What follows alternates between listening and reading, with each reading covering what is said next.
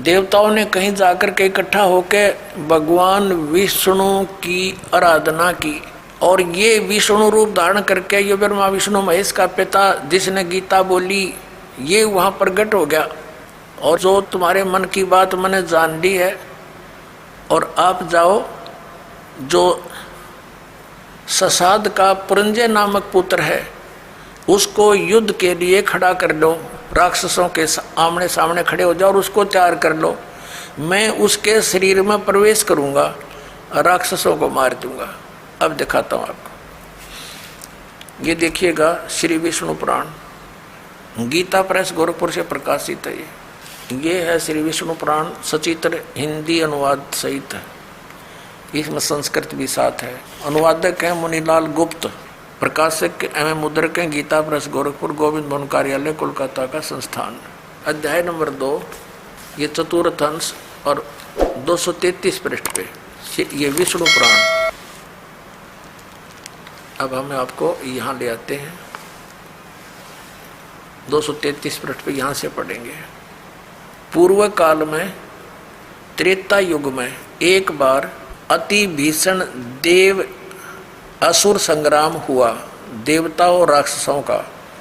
उसमें महाबलवान दैत्यगण से पराजित हुए देवताओं ने भगवान विष्णु की आराधना की। तब आदि अनंत शून्य अशेष जगत प्रतिपालक श्री नारायण ने देवताओं से प्रसन्न होकर कहा, आप लोगों का जो कुछ अभिष्ट है वह मैंने जान लिया है, तुम जो चाहते हो मैं समझ गया।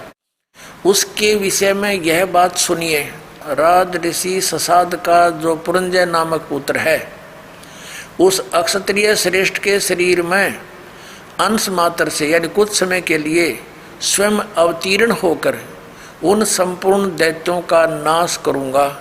अतः तुम लोग पुरंजय को दैत्यों के वध के लिए तैयार करो। ठीक हो गया। अब इसने क्या किया, पुरंजय को खड़ा कर दिया, देवताओं ने समझा बुझा के, और राक्षस भी सामने हो गए। ये काल जो है उस पुरंजय के अंदर प्रवेश कर गया, क्योंकि ये 1000 भुजा का 1000 कला का मालिक है। ब्रह्मा विष्णु महेश ये 16 कला के मालिक हैं, तो इसमें शक्ति ज़्यादा, इसने उन सब राक्षसों को मार डाला। तो अब दूसरा उदाहरण देते हैं आपको। एक समय गंधर्वों का और नाग वंशियों का, नाग गोत्र के व्यक्तियों का आपस में युद्ध हो गया। तो गंधर्वों ने नागों को पराजित कर दिया और उनके सब धन लूट लिया। तो फिर नाग वंशियों ने यानी नाग गोत्र वाले व्यक्तियों ने इकट्ठे होकर भगवान विष्णु की आराधना की। फिर ये विष्णु रूप में काल प्रकट हो गया। इसने कहा कि आप जाओ और ऐसे ही कुछ को तैयार करो, उसके शरीर में प्रवेश करके मैं गंधर्व का नाश कर दूंगा। अब देखो प्रमाण, ये है अध्याय नंबर 3 और चतुर्थ अंश श्री विष्णु पुराण, पृष्ठ 242 पे, यहाँ नीचे आइएगा। तीसरा अध्याय। पूर्व काल में रसातल में मोने नामक 6 करोड़ गंधर्व रहते थे। उन्होंने समस्त नागकुल के प्रधान रतन और अधिकार छीन लिए थे। गंधर्वों के पराक्रम से अपमानित उन नागेश्वरों द्वारा स्तुति किए जाने पर उसके श्रवण करने से जिनकी विकसित कमल सदृश आँखें खुल गई हैं, निंद्रा के अंत में जागे हुए उन जलशाही भगवान सर्वदेवेश्वर को प्रणाम कर उनसे नाग गुणों ने कहा, भगवान इन गंधर्वों से उत्पन्न हुआ हमारा भय किस प्रकार शांत हो। तब आदि अनंत रहित भगवान पुरुषोत्तम ने कहा, यो नासव के पुत्र मान धाता का जो यह पुरकुत्स नामक पुत्र है उसमें प्रविष्ट होकर, मैं स्पष्ट कर दिया, प्रविष्ट होकर उसमें प्रवेश करके मैं उन संपूर्ण दुष्ट गंधर्वों का नाश कर दूंगा। हो गया स्पष्ट। अब इसके कर्म अलौकिक ऐसे हैं, ये कहता मेरे कर्म दिव्य हैं। इसी प्रकार इसने श्री कृष्ण जी में प्रवेश करके गीता का ज्ञान वेदों वाला प्लस में अपने युद्ध कराने की जो अटकलबाजी ये श्रीमद् भगवत गीता नाम से 18 अध्याय इसने बोले, और आखिर में डरा धमका कर, विराट रूप दिखाकर, भयंकर रूप दिखाकर, जिसको देख करके अर्जुन कांपन लग गया, अर्जुन जैसा योद्धा। और लास्ट में डरते ने हाँ भर ली अर्जुन ने, कि उसने सोच लिया कि इसका उद्देश्य युद्ध करवाना है, और यदि मैं ना कर दूंगा और इसने फिर एक बार वो विराट रूप दिखा दिया, मेरा हार्ट अटैक हो जाएगा। इसलिए इसने अपनी भलाई समझी कि मरना तो मैंने है ही, युद्ध करूंगा वहां भी मारा जा सकता हूं, और जब इसने फिर विराट रूप दिखा दिया फिर भी मारा जा सकता हूं। और भगवान के इरादे से वो परिचित हो गया था कि ये युद्ध चाहता है, तो इसने कह दिया कि हाँ जी मैं आप सब समझ गया हूँ, आप जो कहना चाहते हो मैं युद्ध कर लूँगा। नहीं, श्री कृष्ण युद्ध करवावे, जब पहले वो मना कर रहा था कि नहीं आप युद्ध मत करो, नाश हो जाएगा। और फिर ये क्या कहते हैं हमारे धर्मगुरु कि अर्जुन अक्षत्रिय धर्म का पालन नहीं कर रहा था, इसलिए भगवान ने उसको प्रेरित किया। अरे श्री कृष्ण स्वयं अक्षत्रिय था, और जब काल्यावन ने चढ़ाई करी मथुरा के ऊपर, स्वयं भगवान युद्ध मैदान छोड़कर भाग गए थे, जिस कारण से उनको रणछोड़ भगवान कहा जाता है।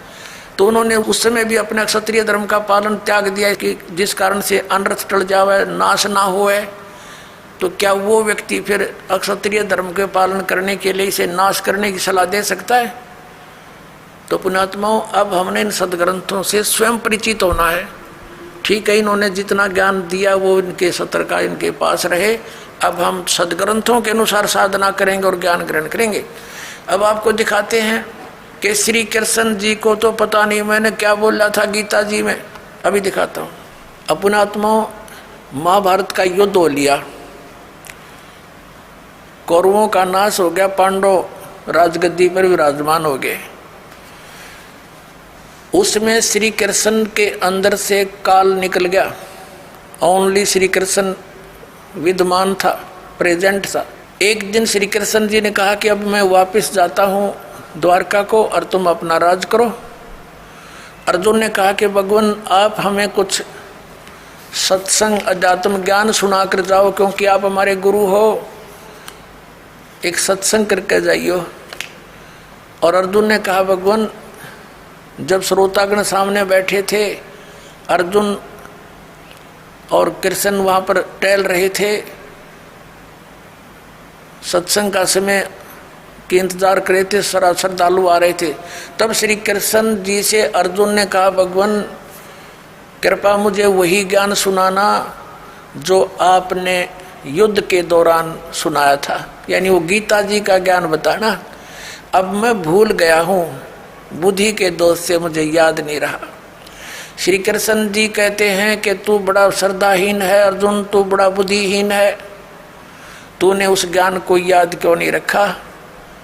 और अर्जुन पर तो डांट मार रहे हैं कि तूने याद क्यों नहीं रखा, और स्वयं कह रहे हैं अब मैं पूरा जो का तो तुझे उसको नहीं बता सकता, क्योंकि उस समय मैंने योग युक्त होकर ये ज्ञान बोला था। भले आदमियों, जब युद्ध के इसे खतरनाक भयंकर समय में योग युक्त हुआ जा सकता है, तो इस पीस में क्या दिक्कत आ गई योग युक्त होने में? अब हो जा 2 मिनट लगे जो ज्ञान होता उसने बोला हो, तो उसने बोला ही नहीं था। ये श्री कृष्ण में प्रवेश करके काल बोल गया। जैसे आप देखते हो एक प्रेत आत्मा दूसरे के शरीर में प्रवेश कर जाती है, और वो प्रेत बोलता रहता है, बहुत कुछ बोल जाता है।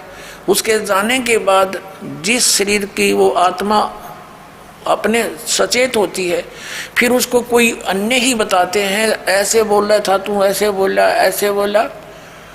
उसको कुछ नहीं पता होता मैंने क्या बोला, और ही बताते हैं, फिर वो कहने लग जाता मैंने एक दिन ऐसे बोला। तो ऐसे श्री कृष्ण जी में प्रवेश करके उसकी आत्मा को दबा कर ये काल बोल गया सारे काम ने। और उसके निकलने के बाद फिर ओरिजिनल कृष्ण था, वो क्या बोलता है दिखाता हूँ आपको। देखिए, ये संक्षिप्त महाभारत, ये द्वितीय खंड गीता प्रेस गोरखपुर से प्रकाशित है। संपादक तथा संशोधक हैं जयदयाल गोविंद का, गीता प्रेस गोरखपुर से प्रकाशित है। ये यहीं से प्रकाशित है, गीता प्रेस गोरखपुर से। पृष्ठ नंबर 667 667, और ये है संक्षिप्त महाभारत। संक्षिप्त महाभारत। अब यहाँ आ गए हम। जन्मेजय ने पूछा, ब्रह्मन, शत्रुओं का नाश हो जाने के बाद जब महात्मा श्री कृष्ण और अर्जुन सभा में बैठकर वार्तालाप कर रहे थे, उस समय उनमें क्या बातचीत हुई? तो वैशंपायन जी कहते हैं, कहा राजन, श्री कृष्ण के सहित अर्जुन ने जब अपने राज्य पर पूरा अधिकार प्राप्त कर लिया तो वे दिव्य सभा भवन में आनंद से रहने लगे। एक दिन सज्जनों से घिरे हुए वे दोनों मित्र स्वेच्छा से घूमते घूमते सभा मंडप के ऐसे भाग में पहुंचे जो स्वर्ग के समान सुंदर था। पांडुनंदन अर्जुन श्री कृष्ण के साथ रहकर बहुत प्रसन्न थे। एक बार उन्होंने उस रमणीक सभा की ओर दृष्टि डालकर भगवान से ये वचन कहे, देवकी नंदन, जब युद्ध का अवसर उपस्थित था उस समय मुझे आपके महात्म का ज्ञान और ईश्वरीय स्वरूप का दर्शन हुआ था, किंतु केशव, आपने सनेवश पहले मुझे जो ज्ञान का उपदेश किया था वह सब इस समय बुद्धि के दोष से भूल गया है। उन विषयों को यानी श्रीमद् भगवद गीता के ज्ञान को सुनने के लिए बार बार मेरे मन में उत्कंठा होती है। इधर आप जल्दी ही द्वारका जाने वाले हैं, अतः पुण्य उस सब विषय को वह विषय मुझे सुना दीजिए। वैशंपायन जी कहते हैं, अर्जुन के ऐसा कहने पर वक्ताओं में श्रेष्ठ महातेजस्वी भगवान श्री कृष्ण ने उन्हें गले से लगाकर इस प्रकार उत्तर दिया। श्री कृष्ण बोले, अर्जुन, उस समय मैंने तुम्हें अत्यंत गोपनीय विषय का श्रवण कराया था, अपने स्वरूप भूत धर्म सनातन पुरुषोत्तम तत्व का परिचय दिया था और नित्य लोकों का भी वर्णन किया था, किंतु तुमने जो अपनी नासमझी के कारण उस उपदेश को याद नहीं रखा, यह जानकर मुझे बड़ा खेद हुआ है। उन बातों को अब पूरा स्मरण होना संभव नहीं जान पड़ता। पांडुनंदन, निश्चय ही तुम बड़े श्रद्धाहीन हो, तुम्हारी बुद्धि अच्छी नहीं जान पड़ती। अब मेरे लिए उस उपदेश को ज्यों का त्यों दोहरा देना कठिन है, क्योंकि उस समय योग युक्त होकर मैंने परमात्म तत्व का वर्णन किया था। अब पुण्यात्मा, अब आपके कति समझ में आ जाएगी, यो ज्ञान बोला किसने? श्री कृष्ण जी का तो रोल नहीं गीता के ज्ञान में। अब ये खुद कह रहे हैं कि मैंने, अब जैसे ये दास आपको ये सत्संग सुना रहा है और आप मुझे 10 वर्ष के बाद पूछ लियो, जी इस विषय पर जो आपने ये सत्संग किया था कृपा फिर सुनाइयो, कभी सुन लो, उसी से मैं सुना दूंगा, क्योंकि वो मैंने अपने होश आवास में सुना रखा है। और मेरे अंदर कोई प्रेत बोल रहा है तो फिर मैं ये बात बोलूँगा जो श्री कृष्ण बोल रहे हैं कि तुमने याद नहीं रखा, तुम कैसे व्यक्ति हो, श्रद्धाहीन हो, बुद्धिहीन हो। अरे भले आदमियों, ये दास सत्संग करेगा और प्रथम बार जो श्रोता इस सत्संग को सुनेगा 20% याद रहता उसको, और मैं फिर डांट मारूं कि तुमने याद क्यों नहीं रखा, तो इसका इससे सिद्ध है कि खिसियानी बिल्ली खंबा नोच रही है, यानी उसको ज्ञान नहीं खुद को, और उसको धमका रहा है कि तूने याद क्यों नहीं रखा। अब तो आपको क्या हो गया, जब ऐसे भयंकर युद्ध के समय में आदमी योग युक्त हो सकता है, तो शांत है, सब तरह से बिल्कुल पीस ऑफ माइंड है, आराम से योग युक्त हो सकते हैं। भाव कहने का ये पुण्यात्माओं, श्री कृष्ण जी का तो रोल ही नहीं था गीता के ज्ञान देने में। अब श्रीमद् भगवद गीता का ज्ञान दिया किसने है? ये काल ने दिया। गीता जी अध्याय नंबर 11 के श्लोक नंबर 32 में स्वयं कहता है कि अर्जुन मैं काल हूँ और देख तेरे सामने ये मेरा वास्तविक रूप है, और इस रूप का यानी जो मैंने अब तुझे ये रूप दिखा है, इस रूप का पहले ना तो किसी ने पहले दर्शन हुआ ना आगे कोई कर सकता। ये तेरे ऊपर रहम करके मैंने ये अपना विराट रूप दिखा है। पुण्यात्माओं, यदि श्री कृष्ण जी बोल रहे होते गीता तो ये शब्द नहीं कहते कि ये मेरा विराट रूप पहले किसी ने नहीं देखा, क्योंकि श्री कृष्ण जी तो अपना विराट रूप कौरवों की सभा में दिखा चुके थे। उस विराट में दिन रात का अंतर है। अपना आत्मा एक तो 60 वाट का बल्ब हो, ट्यूब हो, और एक हो 1000 वाट की, तो कितना अंतर है। ट्यूब दोनों हैं, लेकिन वो 1000 वाट वाली 60 वाट वाली से भिन्न होती है। तो इसी प्रकार इन दोनों ने ही विराट रूप दिखाया था, उसमें और उसमें भिन्नता थी। और ये शब्द श्री कृष्ण जी नहीं कह सकते कि पहले किसी ने नहीं देखा और आगे कोई नहीं देख सकता। तो इससे सिद्ध है गीता ज्ञानदाता श्री कृष्ण नहीं उसके अंदर प्रवेश करके काल बोल रहा। वो 1000 भुजा का भगवान है, 1000 कला का है, सहस्रा बाहु। हमारा वीडियो आपको पसंद आया तो लाइक करें, कमेंट करें, शेयर करें। गुरु रियल गॉड यूट्यूब चैनल को सब्सक्राइब अवश्य